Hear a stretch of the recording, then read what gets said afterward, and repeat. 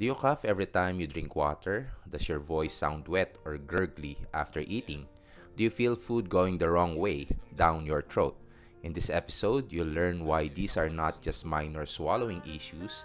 They could be signs of aspiration caused by vocal folds paralysis. Hi, I'm Eros Lomboy, an audiologist and aspiring vocalologist. Welcome to this channel where we simplify the science behind hearing and voice to help you understand your body better. What is aspiration? Aspiration happens when food, liquid, or saliva accidentally enters the airway instead of the esophagus.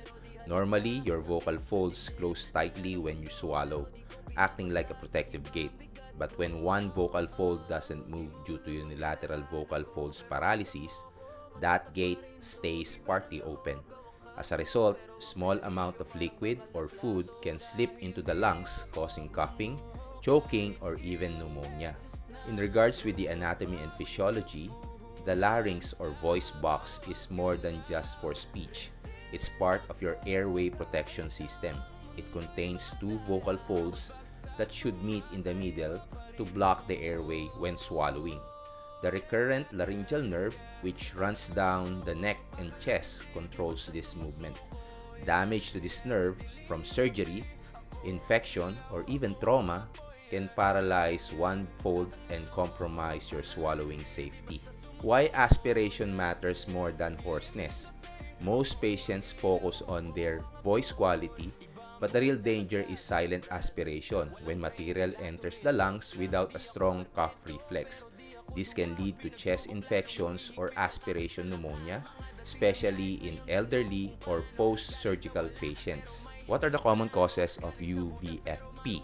Thyroid or neck surgery complications, chest or heart procedures, viral infections causing temporary nerve inflammation, and lastly, neurological conditions or tumor pressing on the nerve. What are the signs and symptoms that you should watch for?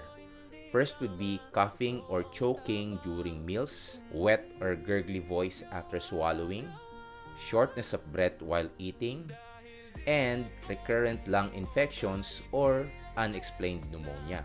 Voice and swallowing therapy can retrain muscles to compensate for the paralysis. Techniques like head tilt, chin tuck, and supraglottic swallow can reduce aspiration risk. For persistent cases, medical procedure can reposition or bulk up the paralyzed fold to improve closure, such as injection laryngoplasty or thyroplasty.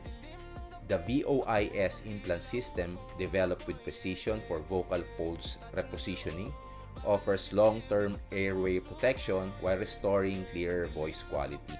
Aspiration is not just about coughing, it's your body's warning that your airway is unprotected.